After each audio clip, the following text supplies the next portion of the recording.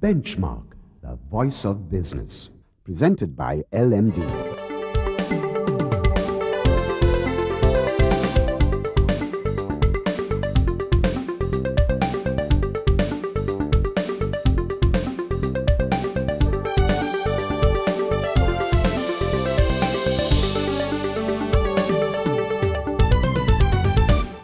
On this week's edition of Benchmark, in our lead story, we navigate our way through LMD's revamped website, paying particular attention to its blog and online opinion polls. Then in our feature segment, we turn the spotlight on Haris Premaratne, Managing Director of Sampath Bank, for his take on the state of the banking industry. And we wrap up this edition by talking to LMD columnist Hasitha Premaratne about the bourse, FDIs and market trends. That's the lineup for Benchmark this week. Hello and welcome to Benchmark. I'm Savitri Rodrigo.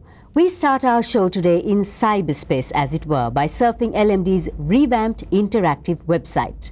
Now you can read some of our favorite columns online, take part in our online poll and join the lively debate on our blog. You can also take a look at some of Media Services' other publications, including Living, Vyaparika Handa, Living Colombo Guide, as well as our special annual issues.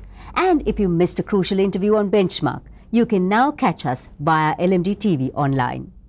Curious about where the A-team in publishing puts together its famous journals?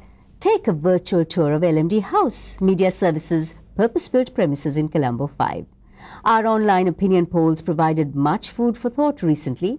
On the UN-Lanka standoff, we asked voters whether the Sri Lankan government was right in reacting as it did to the report released by the UN-appointed expert panel. Opinion was split down from the middle. 45% said yes, while 45% said no, and 10% couldn't make up their minds. But voters were more decisive about the second question. Did they think double standards were being applied by the UN and the West to what transpired in the closing stages of Sri Lanka's war against terrorism and what is now taking place in the US-led war on terror? A staggering 89% said yes, while 7% did not agree and 4% remained undecided. Now, the LMD blog invites you to make your voice heard by commenting on some of our feature articles. Our recent story, Revolts and Repercussions, which covered the unrest across the Arab world, set the LMD blog alight. Indeed, one blogger comments, quote, "To rule a country for 30+ years requires great leadership character, come what may. The Arab world is going through a hard patch and the world will not be a safer place with instability in the MENA region. That oil money rules the world is a misconception which was shot down by many eminent economists way back in the early 90s. True, Middle Eastern countries have the rich reserves of oil that amount to a little over 50% of global reserves. But do they rule the world?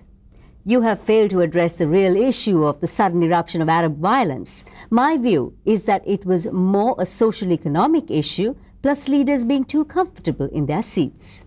Nepotism and corruption is everywhere. See for yourself in Sri Lanka." Unquote. Our columnist, Manita Pesumal, replies, quote, "The youth population in the Arab world is more educated now and hence in a better position to demand change. Change and an eradication from the countless issues they face, similar to those in any other country, as you quite rightly say, their quest has been supported and endorsed by mainly social media. All leaders are loved at some stage. This is how they are voted into power. When they stop caring about those who voted them in, that's when people rise and revolutions begin. Any revolution requires two key components, strength and support. The MENA revolutions had both strength in numbers and support from the media." Unquote. The last word goes to the blogger who says, quote, "There are many double standards. Why is it okay for action to be taken in Libya but not in Bahrain? And what will Al Jazeera do if people in Doha take to the streets in protest? Will it cover this also like it did in Egypt and is now doing in Libya?" Unquote. And don't forget, by posting your comments, you stand a chance to win prizes too. So what are you waiting for? Get clicking. We go in for a commercial break now, and when we come back, we speak to Haris Premaratne about the state of Sri Lanka's banking industry. Stay with us.